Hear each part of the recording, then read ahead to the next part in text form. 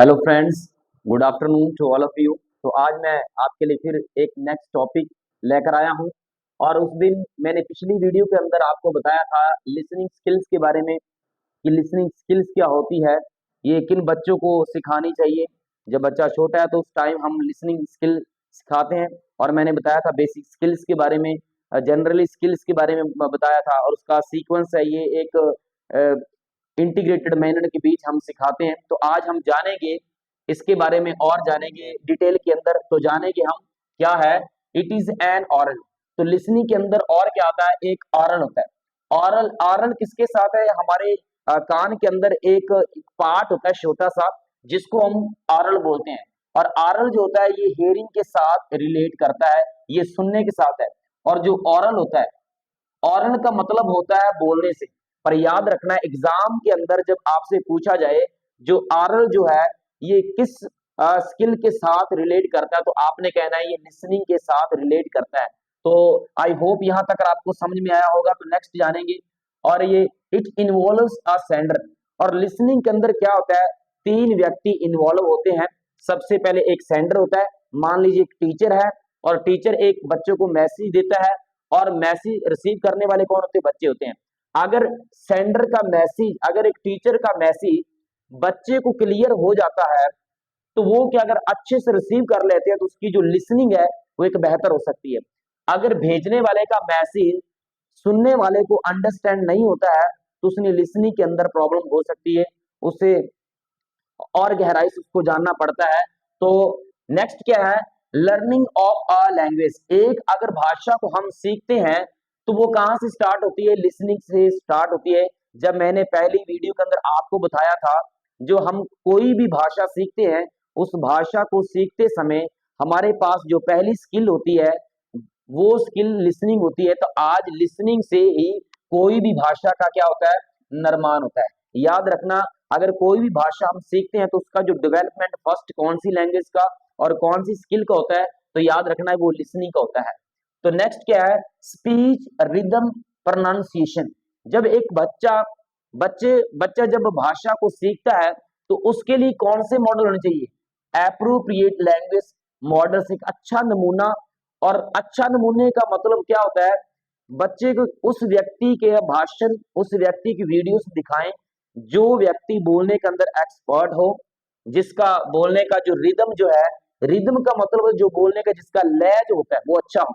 अगर बच्चे को अच्छा मॉडल दिखाएंगे, मॉडल दिखाने का मतलब होता है कोई भाषा, अगर बच्चा पंजाबी सीख रहा है तो हम बच्चे को पंजाबी की अगर वीडियो दिखाएंगे तो वो मॉडल कैसा होना चाहिए, अच्छा मॉडल होना चाहिए, जिससे बच्चे की पंजाबी की जो भाषा है, सुनने की जो शक्ति है, वो उस वीडियो को देखकर सुनने की शक्ति और बेहतर हो सके। तो याद रखना है, अगर स्पीच अच्छी हो, अगर एक बच्चा जब सुनता है तो उसके सामने सुनने वाला जो बोल रहा है उसकी स्पीच अच्छी हो, अगर बोलने वाले की स्पीच अच्छी होगी तो बच्चा अच्छा सुन सकता है। नेक्स्ट क्या है, उसकी रिदम जो है, रिदम होता है कि जब वो बोलने वाला कैसा बोल रहा है, उसके जो बोलने का जो ढंग है, जो उसका मेथड वो कैसा है, बोलने वाले की प्रोनाउंसिएशन कैसी है। तो लर्न्ड बाय लिसनिंग, ये कैसा होता है, सुनने के जरिए हम किसी की भाषा को क्या करते हैं, स्वीकार करते हैं। जैसा सुनेंगे वैसा व्यक्ति बोलेगा। अगर वो अच्छे से सुनेगा नहीं, अगर बोलने वाला अच्छा बोल नहीं रहा तो हम अच्छा बोल नहीं पाएंगे। अगर वो बोलेगा नहीं तो अच्छा सुनेंगे नहीं, अगर वो गलत बोल रहा है तो हम भी गलत सुनेंगे, और हम गलत क्या करेंगे, प्रोनाउंस करेंगे। तो याद रखना है, सुनने के अंदर अगर एक बच्चा है तो उसको सुना, वो स्पीच सुनाए, वो रिदम सुनाए, वो प्रोनाउंसिएशन सिखाएं, जिससे उसका जो लिसनिंग की जो स्किल है वो और अच्छी बढ़ सके और जिससे वो अच्छा बोल सके। नेक्स्ट क्या है, इट रिक्वायर्स एक्टिव इंगेज। और नेक्स्ट क्या है, बच्चा जिस मॉडल को सुन रहा है, जिस स्पीच को सुन रहा है, उसमें बच्चा एक्टिव होना चाहिए। अगर बच्चा सुनने के अंदर एक्टिव नहीं है तो अच्छा स्पीक नहीं कर पाएगा। अच्छा स्पीक कर अगर नहीं कर पाया तो अच्छा कर लिख नहीं पाएगा। तो उसकी उसकी जो लैंग्वेज स्किल्स है वो अच्छी बेहतर नहीं हो सकेगी। तो याद रखना है, बच्चा सीखते समय क्या होना चाहिए, एक्टिव एंगेजमेंट होना चाहिए। Thus, learners' awareness of listening should be erased। तो कैसा होता है, जब वो ध्यान के साथ एप्रोप्रिएट लैंग्वेज मॉडल को सुनेगा तो उसकी जो लिसनिंग शक्ति जो होती है, जो पावर है, जो एबिलिटी है, वो क्या हो जाती है, बहुत अच्छी बन जाती है। याद रखना है इस पॉइंट्स को जो मैंने आपको बताए हैं कि ये लिसनिंग जो किसके साथ रिलेट करती है, ऑरल के साथ रिलेट करती है। दूसरा, इसके अंदर एक सेंडर होता है, बोलने वाला होता है, एक मैसेज होता है और एक रिसीवर होता है। नेक्स्ट क्या है, मैंने बताया है लिसनिंग कैसे आती है, जब आप ध्यान के साथ किसी चीज को सुनेंगे और ये लिसनिंग सुनने के बाद हमारी जो भाषा है वो रेज हो जाती है, वो खड़ी हो जाती है। और मैंने बताया स्पीच रिदम और प्रोनाउंसिएशन जो है वो अच्छी कब होती है, जब हम एक अच्छे वक्ता को, अच्छे ओरेटर को सुनते हैं, जब वो अच्छा बोल रहा होता है, जब वैसा, अगर वो जैसा बोलेगा हम वैसा सुनेंगे, हमारा सुनने शक्ति बढ़ जाती है। और नेक्स्ट मैंने बताया है लिसनिंग, इसमें बच्चा क्या होना चाहिए, एक्टिव होना चाहिए। और नेक्स्ट जाने की क्या है, listening forms the foundation for communication. सुनने से हमारी जो बोलने की जो क्षमता जो होती है, हमारे बोलने की जो कैपेबिलिटी होती है वो बढ़ जाती है। इधर क्या उसने लिखा है, क्या है, लिसनिंग फॉर्म्स करती है। अच्छा सुनेंगे तो हमारे बोलने की क्या जो नींव होती है वो रखी जाती है। अच्छा सुनेंगे, हमारे बोलने की जो ताकत बढ़ती है और अच्छा बोल पाएंगे। और नेक्स्ट है कम्युनिकेशन बढ़ता है। सुनेंगे, अच्छा सुनेंगे तो अच्छी कम्युनिकेशन आएगी। और competency in their new language, तो हमारे जब अच्छा सुनते हैं तो हमारी जो योग्यता है वो बढ़ जाती है सुनने की। नेक्स्ट है किनमें से, किस चीज के अंदर बढ़ जाती है, न्यू लैंग्वेज के अंदर, नई भाषा को सीखने के लिए। अगर मैं मान लीजिए पंजाबी जानता हूं, अगर मैंने एक और अदर भाषा को सीखना है तो कैसे सीखूंगा, अगर मैं क्या करूंगा, उसको बड़े ध्यान के साथ सुनूंगा। सुनने से मेरी जो दूसरी भाषा को जिसको मैं सीखना चाहता हूं उसको अच्छे तरीके से सीख पाऊंगा, जब मैं उसके अंदर एक्टिव होकर बैठूंगा, अच्छे से सुनूंगा, नई भाषा मेरे अंदर क्या हो सकती है, डेवलप हो सकती है। तो आइए नेक्स्ट जाने की क्या है, it is a receptive skill. इसको क्या माना जाता है, रिसेप्टिव। मैंने बोला जो मैंने आपको पहले जो मैंने एक वीडियो अपलोड किया है उसके अंदर मैंने बताया है कि जो लिसनिंग और जो रीडिंग है इनको रिसेप्टिव स्किल कर कर माना जाता है, और इसको कॉम्प्रिहेंसिव माना जाता है, इसको पैसिव स्किल भी माना जाता है। तो इधर भी यह है, हमारे पास ये रिसेप्टिव है, क्योंकि जो बोलता है हम उसको सुनते हैं, इसलिए ये क्या है, एक रिसेप्टिव स्किल मानी जाती है। और क्या है, और involving learning, processing and evaluating. और इवेल्युएटिंग मतलब क्या है, जब हम अच्छा सुन रहे होते हैं उसके बाद हम अगर अच्छा सुनेंगे हम उसके बाद उसका एवेल्युएट कर पाएंगे। एवेल्युएट का मतलब है कि क्या हमने सुना है, क्या मुझको समझ में आया और क्या मुझे समझ में नहीं आया। अगर समझ में आ चुका है तो उसका मतलब हमारा जो मुलाकान है वो अच्छा हो चुका है। अगर हमें कुछ बात बात समझ में नहीं आई है तो हम उसको दोबारा सर से पूछ सकते हैं कि सर मुझे इस चैप्टर के बीच इस पॉइंट के अंदर ये प्रॉब्लम आई है। इसलिए बाद में हम सुनने के बाद हम उस चीज का एवेल्युएट कर पाते हैं जो चीज हमें समझ में नहीं आई है। नेक्स्ट जाने की क्या है, इसके अंदर क्या लिसनिंग स्किल्स इंटरेक्टिव और नॉन इंटरेक्टिव। तो लिसनिंग जो स्किल्स होती है वो याद रखें दो तरह की होती है, एक तो होती है इंटरेक्टिव, इंटरेक्टिव और इन नॉन इंटरेक्टिव होती है। याद रखना लिसनिंग स्किल्स अगर आपसे एग्जामिनर पूछता है लिसनिंग स्किल्स कौन सी होती है, कितने टाइप्स की होती है, तो याद रखना दो टाइप्स है इसके, इंटरेक्टिव है जिसको एक्टिव बोलते हैं और नॉन इंटरेक्टिव है। इंटरेक्टिव के बीच क्या होता है, इंटरेक्टिव के बीच दो व्यक्ति आमने सामने होते हैं। इंटरेक्टिव वो होती है कि जब मैं कुछ बोल रहा हूं तो बच्चा मेरे सामने खड़ा होकर बोल सकता है सर मुझे ये क्वेश्चन समझ में नहीं आया, उसको इंटरेक्टिव बोला जाता है। इधर बच्चे के पास चांस होता है, वो पूछ सकता है, वो फेस टू फेस कन्वर्सेशन होती है, दो व्यक्तियों के बीच कन्वर्सेशन होती है जिसको हम इंटरेक्टिव क्या बोलते हैं, स्पीच बोलते हैं, इंटरेक्टिव लिसनिंग बोला जाता है। और इसके बीच क्या होते हैं, ये फीडबैक प्रोवाइड करता है। जो इंटरेक्टिव होता है ये दो व्यक्तियों के बीच होता है, ये फीडबैक होता है। अगर एक टीचर जो है कुछ एक मैसेज बच्चों को पढ़ा रहा है तो टीचर बच्चे से फीडबैक ले सकता है, पूछ सकता है बच्चे से आपको कितना समझ में आया। इधर बच्चा बोल सकता है, फीडबैक दे सकता है कि सर मुझे यहाँ तक समझ में आया है, यहाँ तक समझ में नहीं आया। इसको बोलते हैं इंटरेक्टिव बोलते हैं। इसमें दो व्यक्तियों के बीच आमने सामने फिजिकली दोनों व्यक्ति इंटरेक्टिव के बीच क्या होते हैं, प्रेजेंट होते हैं। और नॉन इंटरेक्टिव वो होता है जिधर हम मान लीजिए कि मेरे पास एक फोन है, ये फोन के ऊपर मैं एक वीडियो देख रहा हूं, मैं बोल नहीं सकता हूं, मैं प्रेजेंट हूं पर फिजिकली क्लास के अंदर नहीं हूं। फिल्म देख रहा हूं, फिल्म मुझे अच्छी लगी है, फिल्म देखने के बाद मैं हीरो को नहीं बोल सकता जाकर कि आपने फिल्म को अच्छा शूट किया है। इन नॉन इंटरेक्टिव के बीच आपके पास कोई चांस नहीं है, आप कोई फीडबैक नहीं दे सकती, ये वन वे टॉकिंग होती है।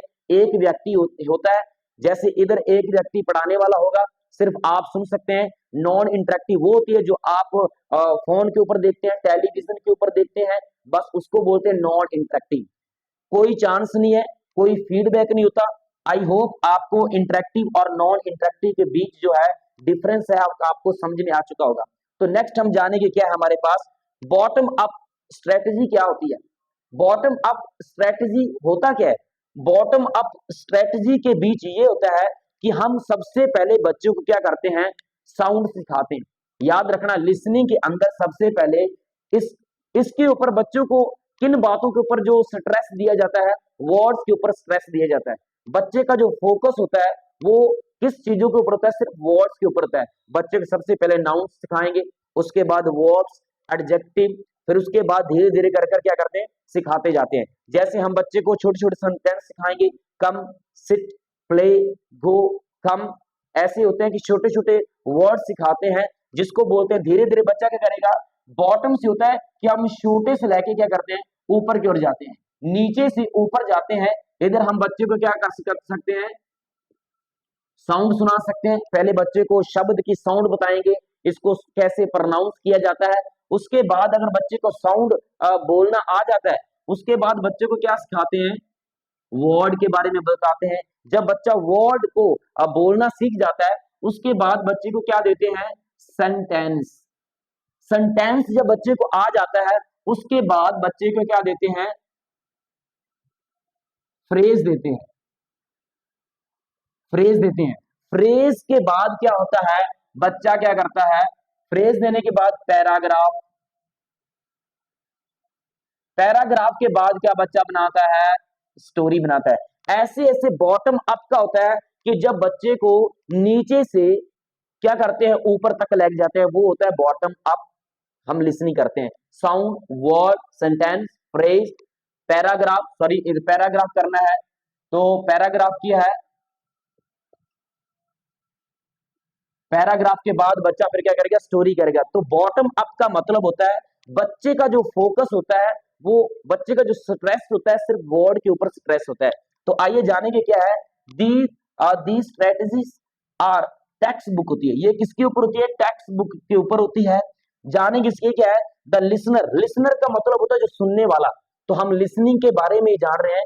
लिसनर का मतलब होता है सुनने वाला। सुनने वाला क्या करता है, रिलाइज करता है ऑन कॉम्बिनेशन, मेल करता है, मेल करना है एक दूसरे के साथ। किसके साथ मेल करता है, साउंड के साथ। जैसे मैंने आपको उधर बता दिया है कि हम सबसे पहले बच्चे को क्या करते हैं, साउंड सिखाते हैं, उसके बाद वर्ड, उसके बाद सेंटेंस, फ्रेज, उसके बाद पैराग्राफ और उसके बाद लास्ट में स्टोरी। तो इधर बच्चा क्या करता है, किसके साथ मेल करता है, बॉटम के ऊपर साउंड, उसके बाद वर्ड एंड लास्ट में क्या करता है, ग्रामर के ऊपर। लास्ट हम उसको ग्रामर की ओर लेकर जाते हैं। जब बच्चा थोड़ा सा बड़ा हो जाता है, टू क्रिएट मीनिंग्स, फिर बच्चा शब्द को बनाना क्या कर सकता है, शुरू कर जाता है। जब तक बच्चे को साउंड नहीं आएगी, वर्ड नहीं आएगा, सेंटेंस नहीं आएगा, फ्रेज नहीं आएगा, पैराग्राफ नहीं आएगा, स्टोरी नहीं आएगा, तो बच्चे की जो लिसनिंग है वो एक बेहतर नहीं हो सकती। बच्चा एक मीनिंगफुल जो सेंटेंस है उसको बना नहीं सकता, फॉर्म नहीं कर सकता है। तो याद रखना है, बॉटम अप जो होती, जो स्ट्रेटजीज होती है, उसको कहां से शुरू करते हैं, नीचे से शुरू करते हैं, ऊपर लेकर जाते हैं। इसमें बच्चा क्या सीखता है, साउंड, वर्ड्स, ग्रामर, ग्रामर सीखता है।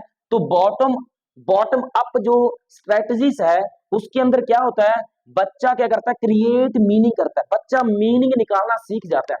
बच्चा सुनेगा, सुनने के बाद उसका मतलब निकालना सीखेगा, उसका मीन निकालना सीखेगा।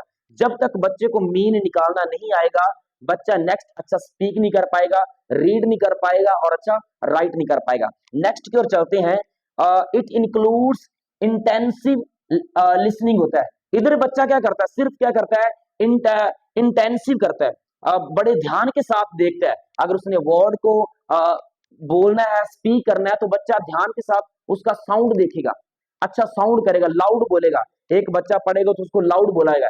इधर क्या करेगा, बच्चे को एक बुक दी जाएगी, एक बच्चा लाउडली स्पीक करेगा, दूसरे पीछे उसको फॉलो करेंगे। इधर बच्चे का जो प्रोनाउंसिएशन है, जो प्रोनाउंसिएशन जो होता है वो अच्छा बेहतर हो जाता है, साउंड अच्छा आएगा, वर्ड सेंटेंस अच्छा बनाएगा। ये एक मीनिंग के ऊपर डिपेंड करता है। बॉटम अप जो है जो स्ट्रेटजी, तो याद रखना है ये किसके ऊपर डिपेंड करता है, एक मीनिंग के ऊपर, एक क्रिएट मीनिंग निकल कर आ सके आपके सामने। अगर आप एक अच्छा मीनिंग क्रिएट कर पाएंगे तो बच्चे की समझ जो होती है, सुनने की शक्ति है, वो एक बेहतर हो सकती है। नेक्स्ट क्या है, इट इंक्लूड्स इंटेंसिव। इंटेंसिव का मतलब होता है कि बड़े ध्यान के साथ बच्चा सुनेगा।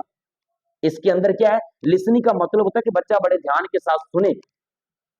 और क्या है, these includes listenings for specific meaning. इधर बच्चा क्या करेगा, बॉटम अप स्ट्रेटेजी के अंदर क्या होता है, बच्चा स्पेसिफिकली मीनिंग के लिए, वो कुछ डिटेल के अंदर स्पेसिफिक कुछ खास मीनिंग के लिए इधर कर रहा है।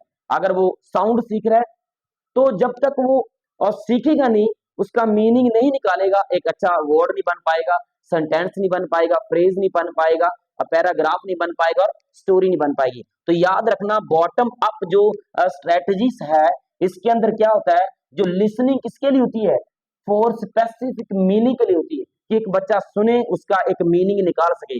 आप अभी सुन रहे हैं, सुनने के बाद क्या करेंगे, इसका बाद में आप इसका एवेल्युएट करेंगे। इवेल्युएट का मतलब है कि सर ने क्या बोला है, वो सही बोला है, क्या बोला है, क्या वो सही है और ये क्या गलत है। तो आप उसका एक स्पेसिफिक मीनिंग निकाल पाएंगे जब आप ध्यान के साथ सुनेंगे। नेक्स्ट क्या है, recognising the cognates related of sound and words.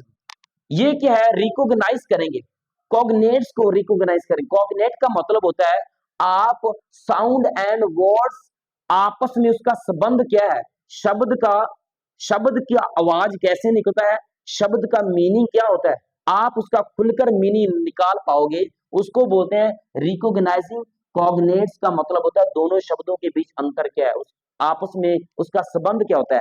तो नेक्स्ट क्या, लास्ट में रिकॉग्नाइजिंग द वर्ड और ऑर्डर पैटर्न्स। और हम लास्ट में क्या करते हैं, रिकॉग्नाइज करना है वर्ड, ऑर्डर और उसका लास्ट में पैटर्न होता है। आई होप यहाँ तक आपको ये टॉपिक समझ में आया होगा, जो मैंने आपको लिसनिंग स्किल्स के बारे में बताया है कि हमें कैसा सुनना चाहिए। ये मीनिंगफुल के ऊपर डिपेंड करता है। जो बॉटम अप मैंने लास्ट में बताया है, वो हम साउंड से, वर्ड से और सेंटेंस और फ्रेज, पैराग्राफ, स्टोरी के ऊपर क्या है, डिपेंड है। और I hope, I thank you so much for this watching video.